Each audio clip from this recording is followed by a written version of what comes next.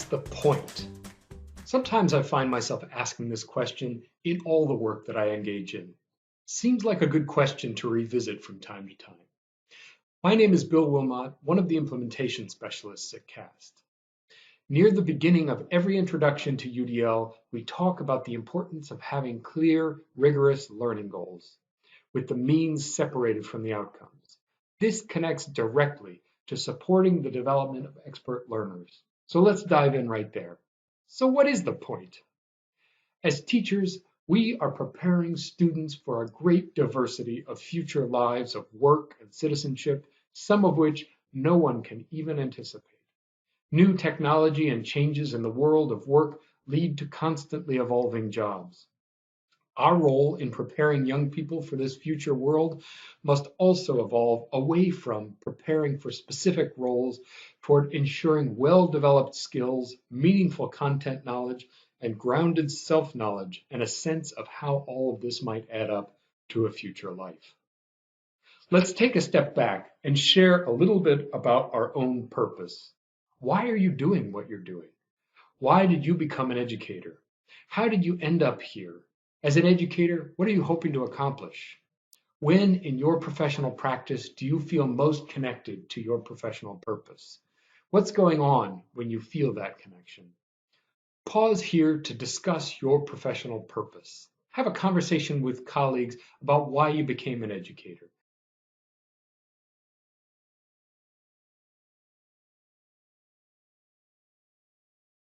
If we imagine learning as a journey of exploration, every aspect of the expert learner plays a different role. On this journey, purposeful learners are the steering system of the vehicle moving down a learning road. Being a purposeful learner means pointing the way toward a clear learning goal. All right, in this module, we're going to explore 4 questions related to developing purposeful learners. Why share clear learning goals? Why offer learners choice? Why work with students to co-design goals, learning experiences, and assessment? Why ask students to engage in self-assessment and self-reflection? My thought when I see a very focused, purposeful learner is, that's nice, but how do we get all students there? I think one step at a time. Imagine a continuum of practice regarding learning goals, with one end centered around teacher ownership and the other centered around student ownership. This continuum of practice outlines steps that we can take to develop the learning expertise of our students. Clarify the goal for yourself, separate the means and outcome. Share the goal clearly with students. Have students restate the goal in their own words. Work with students to co-construct a goal. Work with students to co-design a learning experience based on a goal. Finally, have students self-assess and reflect on their progress toward a goal. Where each of us is on this continuum varies with context. In a math lesson, you might be further along than in social studies, or it might vary with different classes. Take a moment to assess yourself in a couple of different contexts. Share this with your colleagues and talk about what it would take to take another step toward student ownership of goals. Let's start with clarifying the goal for yourself and separating the means and the outcome, the how and what of the goal. This immediately makes the goal more accessible to a broader range of students. This practice also guides you to identify resources, curate materials, and imagine new options for students to reach a goal. Educational thinker Robert Major did early work on sharing instructional objectives with students. He said, if you give each learner a copy of your objectives, you may not have to do much else. This defines one end of the spectrum of how educators see learners. There were even experimental studies done by Glenn Hastings to confirm this statement. In his experiment, he gave specific instructional objectives and access to resources to one set of students, and a traditional lecture to another group. The group with the instructional objectives and no lecture performed better in a post-test on their knowledge of the content. A key step, they decided when they were ready to take the test. However, these were graduate students who presumably have already achieved a certain depth of expert learning. Most of our learners are not there yet and need our support to get there, But this does give us a vision for what expert and purposeful learning might look like when fully realized. As we take another step along our progression towards student ownership of learning, let's think about why we would share the goal with students and help them articulate the goal in their own words. Right now, there are often many reasons that we teachers remain firmly in the driver's seat, including developmental readiness, assessment pressures, and systemic expectations. If, for right now, you are firmly in the driver's seat of the instructional bus, learners at least deserve to know where the bus is going.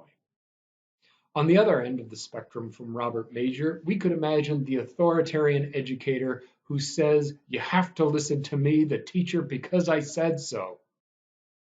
If the goal is to create expert adaptive learners, this approach short circuits all of the opportunity for learners to exercise their decision-making skills.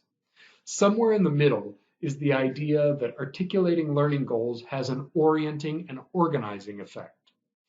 Researcher Paul Merrill, in an experimental study designed to test the impact of sharing learning objectives with students, concluded that objectives have orienting and organizing effects, which dispose students to attend to, process, and structure relevant information in accordance with the given objectives. Sharing a goal helps students to pay attention to the right information. If you know where the bus is going, you can settle in and imagine a happy life at your new destination. If, at the next level, students participate in creating goals, learning activities, and assessments that are exciting and meaningful to them, they have a new kind of emotional investment in the result of their work. If, further, it is situated in a project, class, or school effort that students care about, they can begin to see why learning a particular skill or body of knowledge might be useful. Imagine projects like measuring the amount of food waste in the cafeteria or the total paper used across the school in a week. Learners can, over time, take their place in the driver's seat of their own learning. When they start making decisions about their own learning, they might make bad ones. So, how do we help them make wise decisions about their learning? Let's take a quick detour into the neuroscience of decision making. For thousands of years, we have conceived of emotion and reason as opposing forces doing battle for control of our minds, behavior, and action. In recent years, with the development of neuroscience, our view of the role of emotion in decision making has become much more subtle.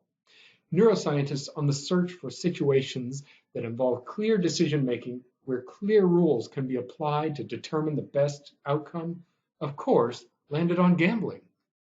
In one experiment, they compared people with damage to their prefrontal cortex to those with no damage. They were given 4 stacks of cards to choose from. Stacks A and B offered a reward of $100 for each card. Stacks C and D offered $50 per card. There were penalty cards scattered in all stacks that made you lose money. But there were more penalty cards in stacks A and B, which meant that you ended up losing money in the long term. The participants didn't know this. The scientists observed their behavior and measured how sweaty their hands were, a typical response to stress and a measure neuroscientists use often. In the beginning, nobody had sweaty hands because they were getting free money. Once they started getting penalties, they started to sweat. Now, here's the key. They all started to prefer the less risky piles, the $50 piles, after only 10 card flips, long before they could say why they were choosing them. Most figured out the rule after about 50 card flips, but 30% never figured it out. But they still chose cards from the less risky, lower reward pile, even without knowing why. Their emotional reaction was influencing their decision making and behavior even without being fully conscious of it. What about our participants with prefrontal cortex damage? They had no sweaty palm response and continued to choose the higher immediate reward decks with more penalties. An emotional response, as shown by a physical response, is literally guiding the hand of participants to make certain choices. So what? How does this affect our classrooms? With so many conscious and unconscious pulls and tugs on all of our actions, it's a wonder that any of us can get anything done. To me, these kinds of results illuminate why we need a clear purpose for learning experiences that is understood and shared by learners. The power of our emotional responses guides our behavior and decision making. In the absence of feeling compelling reasons to engage, learners are left without a rudder to steer their learning. Clarifying our learning goals and working closely with students to find ways to connect each individual student's sense of purpose to these goals is an ongoing process and provides a reason to engage. Finally, as learners start to make decisions about their approach to learning and their learning goals, we must facilitate ongoing conversations about what is working and what's not. They need to assess their own learning, and then they need to have active partnerships with their teachers and peers to receive feedback from others. By constantly engaging in this process, step by step, they will start to make more purposeful and thoughtful choices. Thank you for joining in today. I think a conversation about why is never wasted time. Thanks for taking the time today. In the meantime, think with your colleagues about what you might try out in your classroom. How will you take another step toward sharing ownership with your learners? See you next time, and happy designing.